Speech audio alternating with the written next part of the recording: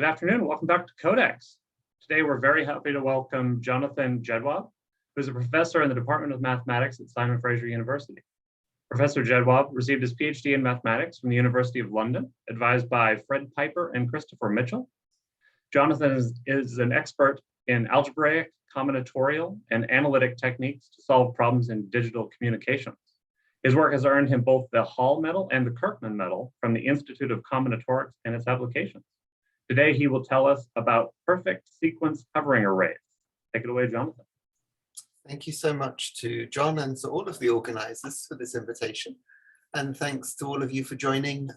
As we were saying a moment ago, it's great. One of the advantages of the online seminars is that we can see each other from across all sorts of different time zones without ever leaving our living rooms or offices. So warm welcome to everyone. Good morning and good afternoon.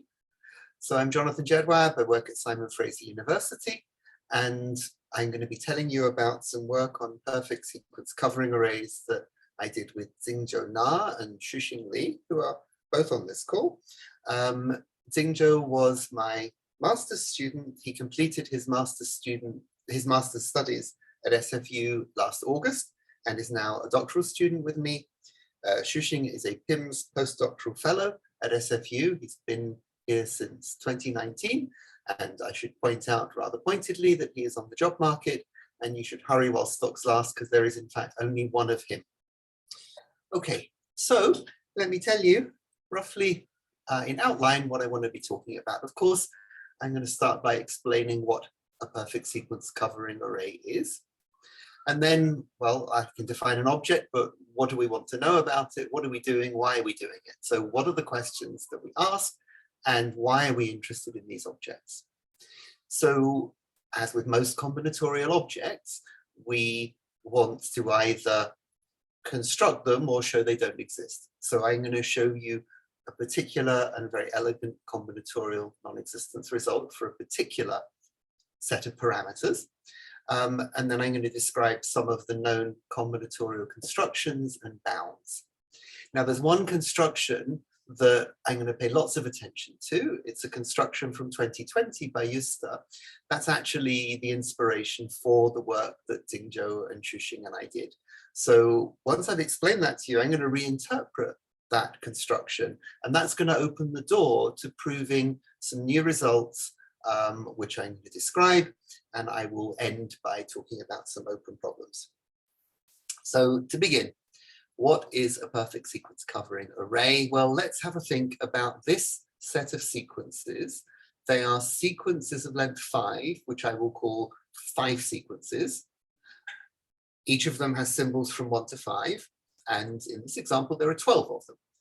And I want to ask, how many times do these 12 5 sequences collectively cover a particular subsequence?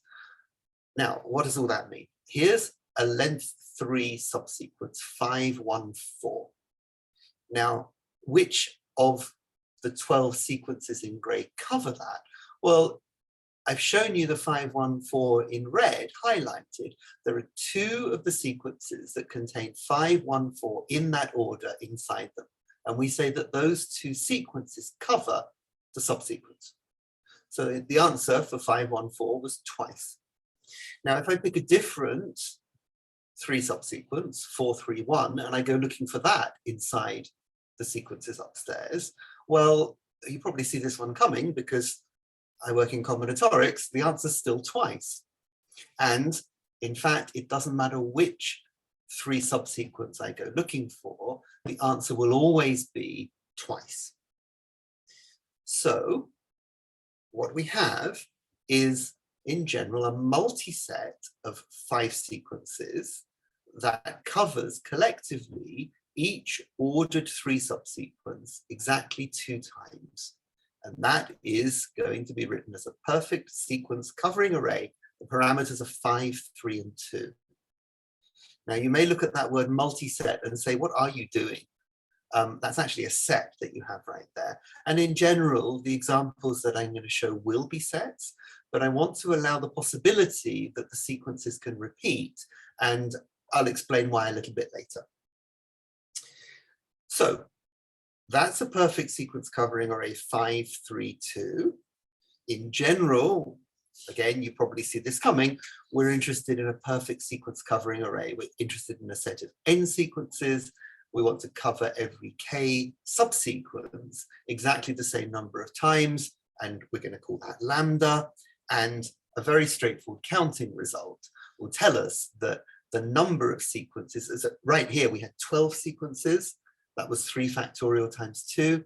In general, you must have k factorial lambda sequences if you have a perfect sequence covering array with parameters nk and lambda. Okay, now that's the object we're looking at. Now, what are we asking? Well, the central questions are, what is the smallest lambda you can get away with? So the smallest lambda for which a PSEA nk lambda exists, we're going to write as a function of n and k, we'll call it g of n and k. So most fundamental question is, what's the smallest value of lambda you can achieve? And more to the point, how can we construct examples that attain that optimal value of lambda? And if we can't construct them, can we search for them efficiently? So that would be on the constructive side. On the non-existent side, there's no reason that if I write down parameters, then such an object should exist. Maybe it doesn't. So how can we prove that for a given set of parameters, we don't have such an object? Okay, so before we go on, why do we care? What's the interest here? Well, as for many objects in combinatorics, there's going to be both a practical answer and a theoretical answer. The practical answer is, in part, that a PSEA nk1 is very special. So that's a set of k factorial, a multiset of k factorial n sequences that cover every k sequence exactly once. And if we have such a thing, we can use that to test efficiently whether faults arise under all the possible ways of ordering at most k out of n events. So for example, let's suppose that we're thinking about, we have to take multiple medications and there could be adverse reactions to the medications depending on what order you take them in. If you take medication A, then B, then C, then D, everything's fine. But if you take A, then D, then C, then B, maybe something bad happens. And so what you would require is a set of tests in which each ordering of each subset of k events occurs. That means you want to cover each k subsequence at least once. Well, if you can find a perfect sequence covering array with these parameters, that's got to be the best because that's the most cost efficient. You've covered everything exactly once with no waste. And not only is it most cost efficient, but you've got balance there because everything's exactly once. And so you can use that to remove certain kinds of bias from your statistical experiment. So that's a practical idea as to why these are interesting. There are theoretical ideas why they're interesting. These objects are connected to many other objects in combinatorial design theory. Okay, so in particular, directed packings, directed designs, completely scrambling sets of permutations is really just another name for the same thing. And as I'm going to describe today, group theory. So we know what we're looking at now, we know why we're looking at it, and we know what kinds of questions we're trying to ask. Well, I cannot resist showing you a really lovely combinatorial non-existence argument. It's not one that I found, I wish I had. It's due to Klein from 2004. And Klein, now this result was already known from computer search, but Klein gave what I think is a very beautiful argument that says there's no perfect sequence covering array 7, 4, 1. So what would that be? That's a set of 4 factorial, 24 7 sequences that collectively cover every 4 subsequence exactly once. So let's suppose for a contradiction that there were such a thing. And here is Klein's argument why that can't be. So first of all, we can always relabel the symbols we can relabel the symbols in the sequences so that one of the sequences is 1, 2, 3, 4, 5, 6, 7. And that means there's now 23 other sequences in the PSCA. And I want to first of all think about all of those, of the others, other than the one that I've just separated out.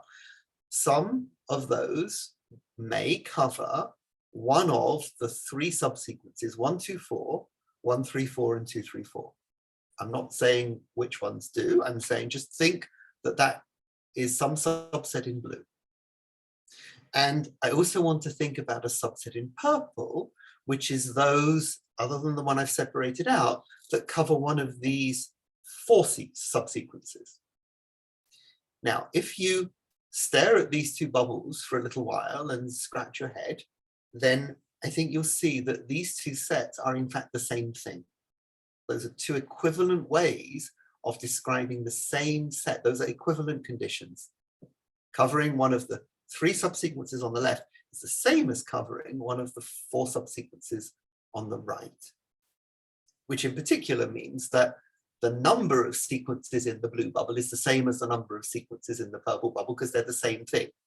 Now, how many sequences are there in the purple bubble? Well, this is supposed to be a perfect sequence covering array 741. It's meant to cover every 4 subsequence exactly once.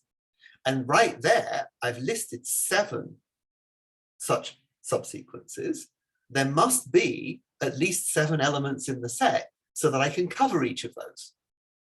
Well, if there are at least 7 elements in the purple set, and the purple set is the same as the blue set, there's at least 7 elements in the blue set. Okay, hold that thought.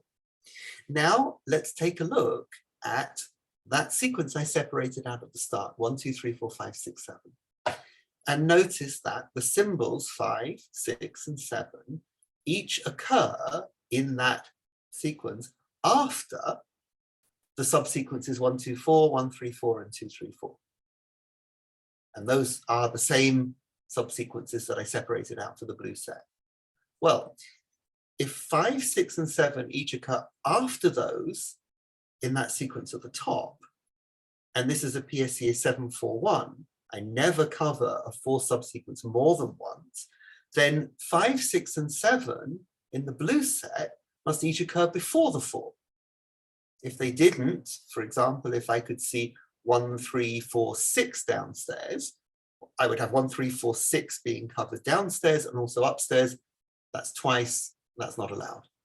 So what do I have downstairs in the blue bubble? I've got at least 7 elements in the set. And in all of those, symbols 5, 6, and 7 each occur before the 4. How many ways are there of ordering 5, 6, and 7? There's 3 factorial. 3 factorial is less than 7. So by pigeonhole, so again, 7 elements in the set, there's only 6 ways of ordering 5, 6, and 7. That means there must be 2 elements in the blue set in which 5, 6, and 7 are ordered in the same way before 4. There's the contradiction. I'm covering, for example, 6, 7, 5, 4 is now being covered twice. There's the contradiction. So I think that's a really, really lovely non-existence proof. Okay. Any questions so far before I march on? And feel free to ask in the chat if you like.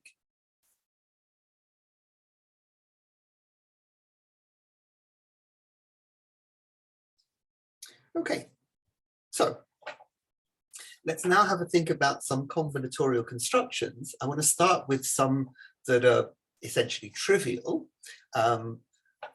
What's the most trivial result is that G of NN, remember G of NK is the smallest value of lambda for which a PSCA NK lambda exists.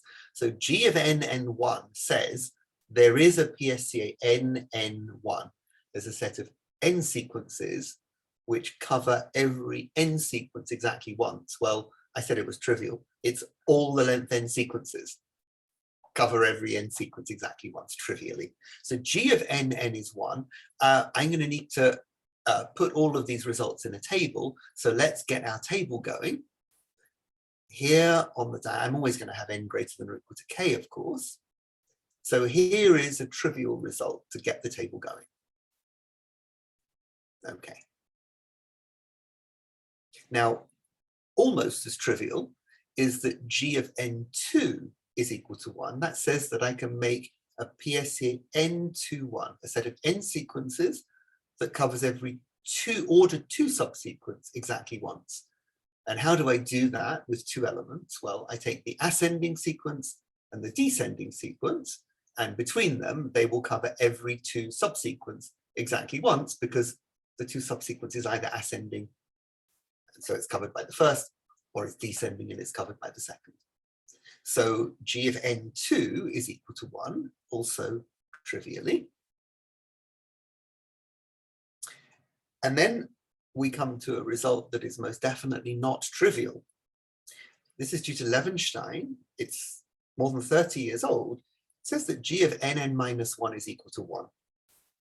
So how did Levenstein do this? Levenstein has a background in coding theory, and Levenstein used something called perfect single deletion correcting codes to partition all the length there. He didn't just construct one PSCA, he constructed n of them. So he partitioned all the length n sequences into n disjoint sets, each one of those being a PSCA n-1, 1. This is still a construction of some interest to the three of us. The proof is there. We understand the proof. We would like to try and reach an understanding that does not depend on coding theory. So this is, as I say, a non-trivial and very interesting construction. And if I now add that to the table here, you may say, okay, this is kind of looking a bit boring. All you're going to do is fill this table up with ones. But on the contrary, actually what Levenstein conjectured in 1991, after completing this green subdiagonal, Levenstein said, I don't think there are any more ones in this table. Levenstein conjectured every other entry in the table will be greater than 1. Okay. So we will come back to this table, of course. Let me, before we do that, tell you about some combinatorial bounds on a perfect sequence covering array. And here is the most important. It says that if I go down a column in the table, the value that I see, the G value, is non-decreasing. Now, why is that? It's simply a deletion result. If we delete every occurrence of a particular symbol, then we will get this result. Let's illustrate that. So here is the perfect sequence covering array I showed you before with parameters 5, 3, 2. And now imagine, what does that mean? It means that, again, each 5 sequence covers each 3 subsequence, symbols coming from 1 to 5, exactly twice. In particular, each 5 sequence covers each 3 subsequence that does not contain the symbol 5 exactly twice. So if I now delete the symbol 5, what do I get left with?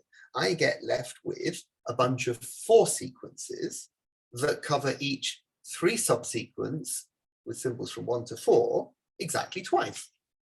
So this must be a PSCA 432.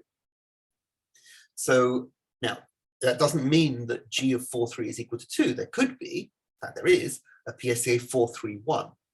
But what it says is, if you can get a particular lambda for n and k, you can achieve the same lambda for n-1 and k. That's what gives the non-decreasing result. And that, by the way, is why I think we want to allow multisets, because we want that result. This non-decreasing result is a very natural result that we want to hold. The problem is that if we apply the deletion, we could get a repetition. We could get 2 of the resulting 4 sequences being identical.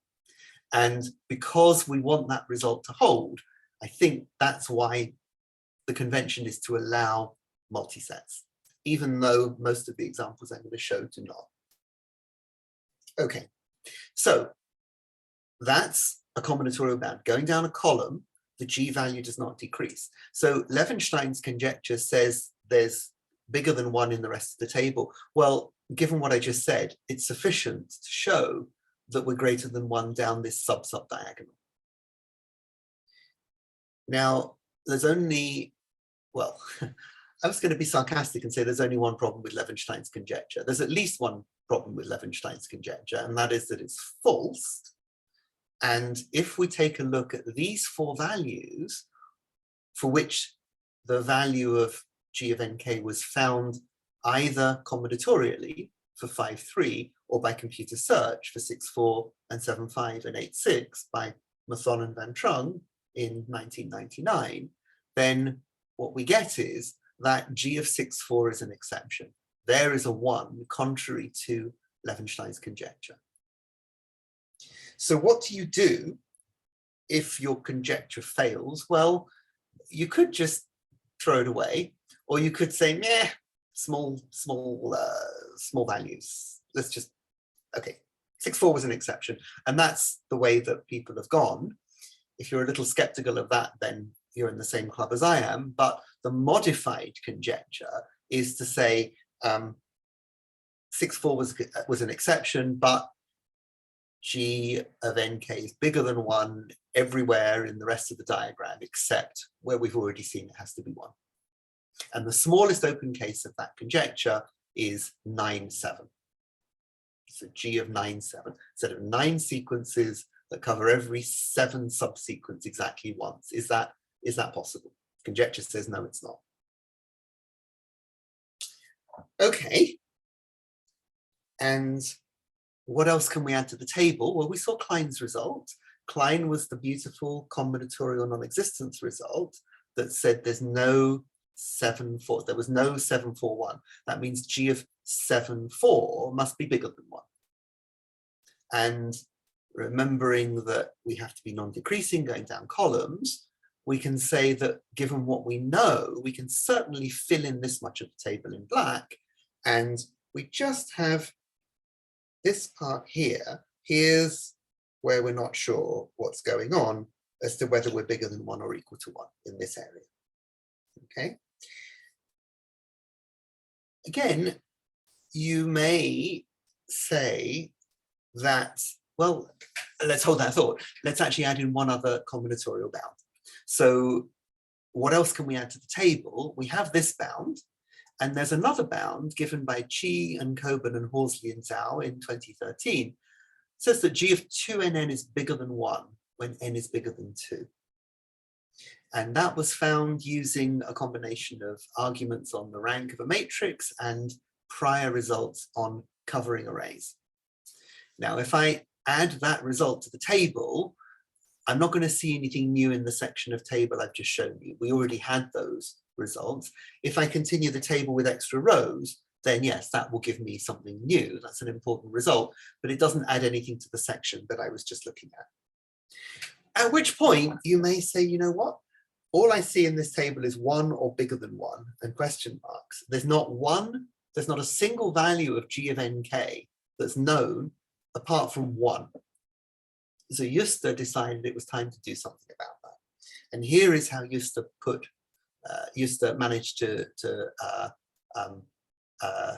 finish that, to change the situation and determine the first value of g of nk that was not 1, determine it exactly.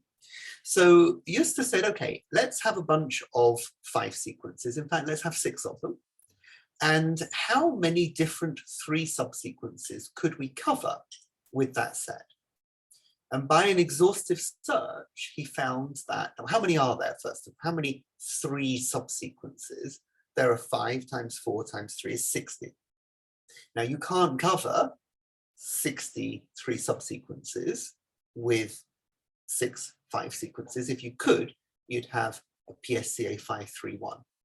But you can cover 56. That's the maximum. So in particular, this set that I've just shown you, well, if you work it through, it covers these 4 subsequences twice. It doesn't cover these at all. It covers all the others, all 52 others, exactly once. So for a total of 56 that are covered, 4 of them get covered twice. So not a PSCA, but now Justus said, let's take a look at the sequence 1, 3, 2, 5, 4, and let's consider that as a permutation. So an element of the symmetric group S5. And apply that permutation to each of the sequences in the set X. I have to tell you my convention here. The convention I'm using is that X sigma means do X first, then sigma. So big X sigma means apply sigma to every element of the set X. Well, if we apply the permutation sigma to the set X, what does that do? It switches 2 and 3, and it switches 4 and 5. And so X sigma is the image under the permutation, switch 2 and 3, switch 4 and 5. And what are we covering and not covering? Well, we can work that out just by switching 2 and 3 and 4 and 5 in the list. We are now going to cover these 4 sequences twice, these not at all, and the others 52 times. And the color coding is the clue. We've covered 1, 2, 3, and the blue sequences upstairs are covered twice. Downstairs, they're not covered at all. The red ones upstairs 0 times, downstairs twice, and everything else once and once. So if we throw them together in a big pile, we're covering everything exactly twice. And that's a PSCA. So simply throw them together, and here is a perfect sequence covering array. We already know that we can't get a PSCA 531, so G of 5,3 is 2, the first exact value of G of nk other than 1. So let's write that in our table. There is Justus' result.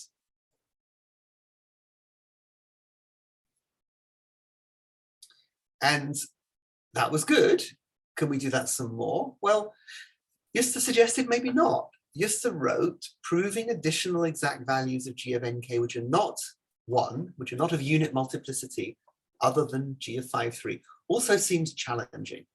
Well, we like a good challenge, okay? So let's see if we can meet the challenge. And the way that we want to start is by reinterpreting this example. So this is the example as presented by Justus.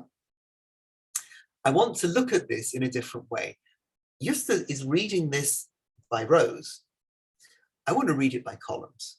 So what do we have if we read this by columns and we think of this idea of permutations? We think about being elements of S5.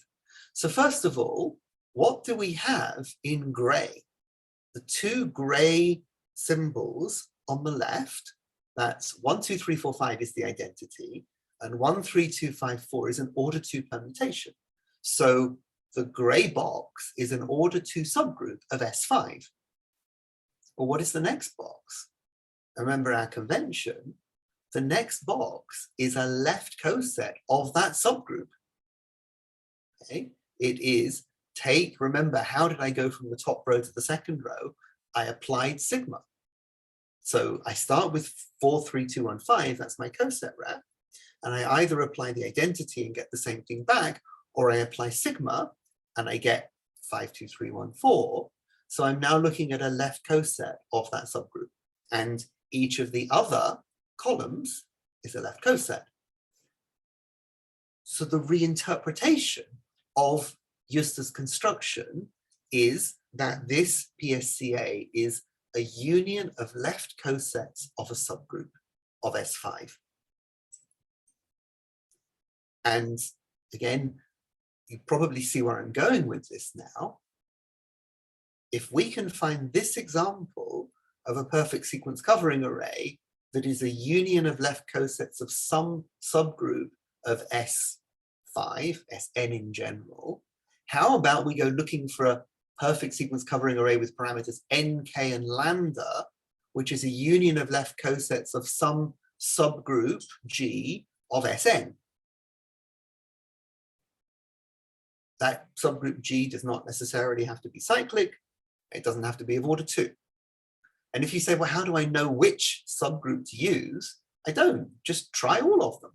So this is the method of prescribed, I guess, prescribed subgroup, or maybe prescribed automorphism is the way some people would look at it. We're going to assume a structure. So pick some parameters, nk lambda, pick a subgroup G, assume that there is an object of the type we want that's composed in this way, and go looking for it.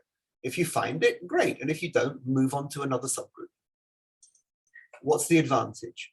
Well, the advantage is there's two. One is a computational advantage, it's faster. The other is a structural advantage. If we succeed, then we have an object that is guaranteed to have additional structure, the structure of the subgroup.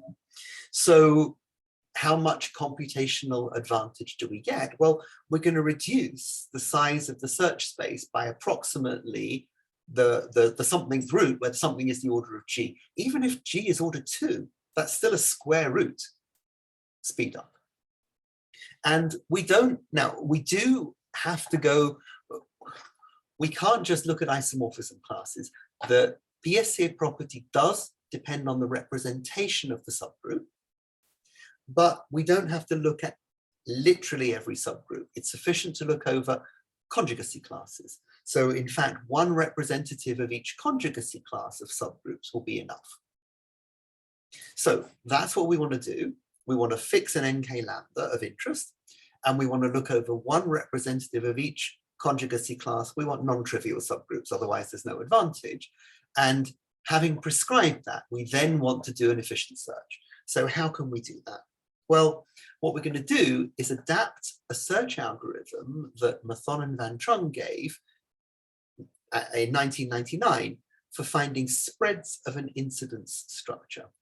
So I want to illustrate the idea, the adaptation of their search algorithm with a kind of modified incidence structure. So what does that look like? We're going to prescribe an NK lambda, we're going to prescribe a subgroup. Oh, sorry, one other thing to say. What's the principle of this algorithm? The principle is that you recursively track a set of rows and columns in this incidence matrix that gets smaller with time. So let's have a think about that. We fix the subgroup, and that means that we have a bunch, we can write all of the cosets, and we can consider what each coset does to each of the subsequences. So we can write down all the cosets of our prescribed subgroup. We can write down all of the subsequences, and we can say, how many times does each coset cover each subsequence? We pre-compute that, okay, in some nice computer software algebra package like GAP that deals with groups. So we get this table pre-computed. And now what are we trying to do? We are trying, let's suppose that our target lambda is 3. What do we want? We want to choose a subset of rows of this table, a set of cosets, left cosets, for which, well, collectively they cover every subsequence the same number of times, whose rows sum to all 3s. That's what we want. A subset of rows of this table, which sum to all lambda, in this example, all 3s. So what can we do straight away? Well, you see that 4? That's no good. We're never going to get all 3s if we include that element, which means we can kill that coset right now. This is a recursive. This is the idea of shrinking the set of rows. No need to consider that coset at all. Now, it's recursive, so let's suppose we're in the middle of the algorithm. We've already chosen a subset of cosets. Let's suppose these 2 in green.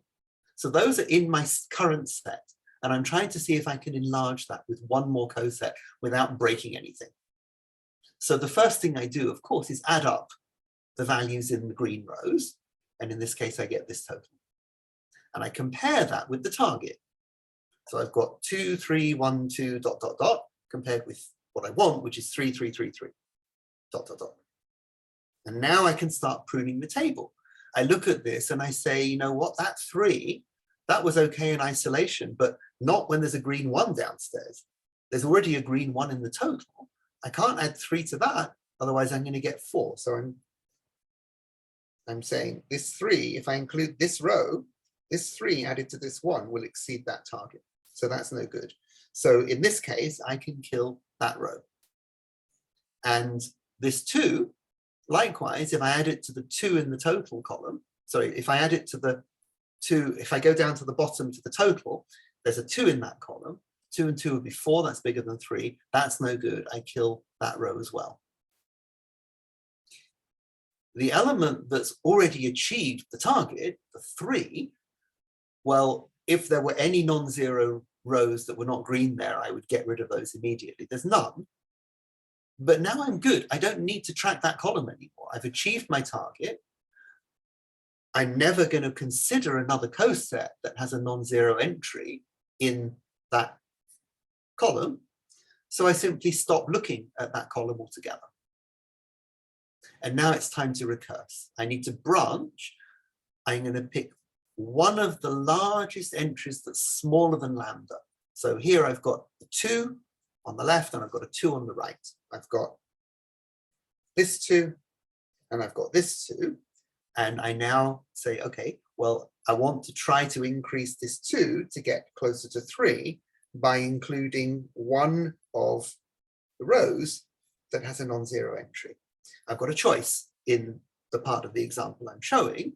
I can either pick the 2 in the leftmost column, in which case I'll have to recurse over 3 different cosets, or I can pick the 2 in the rightmost column as I've shown it, and then I have only 2 rows to recurse over. Well, I want to get to the answer quickly, so I'm going to recurse over the smallest number of non-zero entries. I'm going to recurse over that column right there, because there's only 2 choices to branch rather than 3. And so on. So I'm tracking a shrinking set of rows and columns in the recursive search. What is the upshot of all of this? When we're done, here was the table as Justa gave it to us. And the challenge was, can you find any more values that are exact values that are not 1? And the answer is yes. We were able to find exact values for G of 6,3 and 7,3 and 7,4. Those are all 2.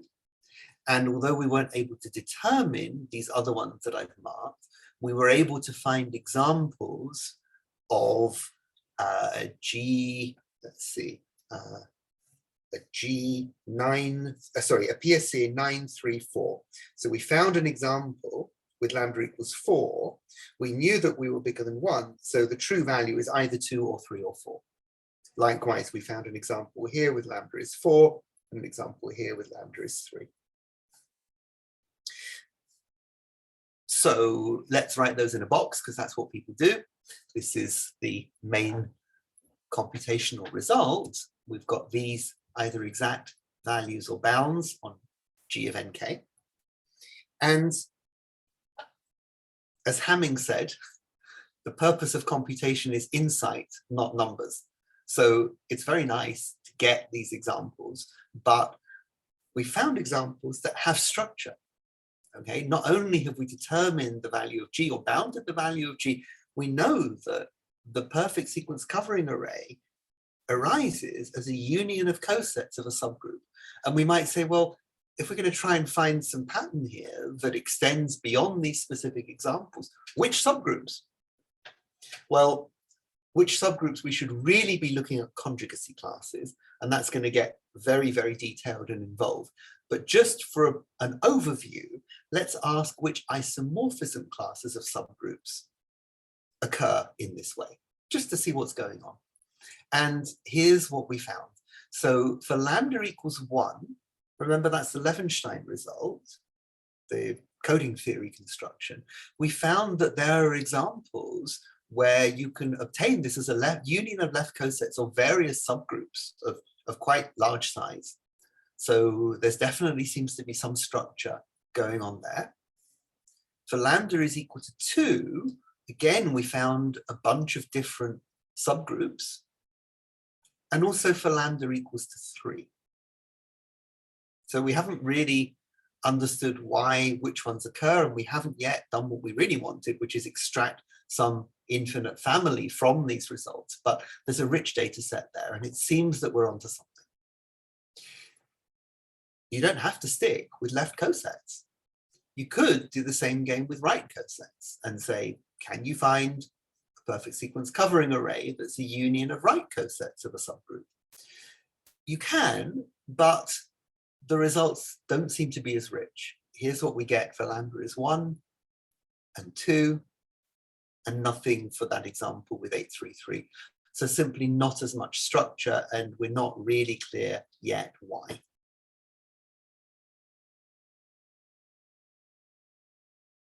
So almost time to wrap up.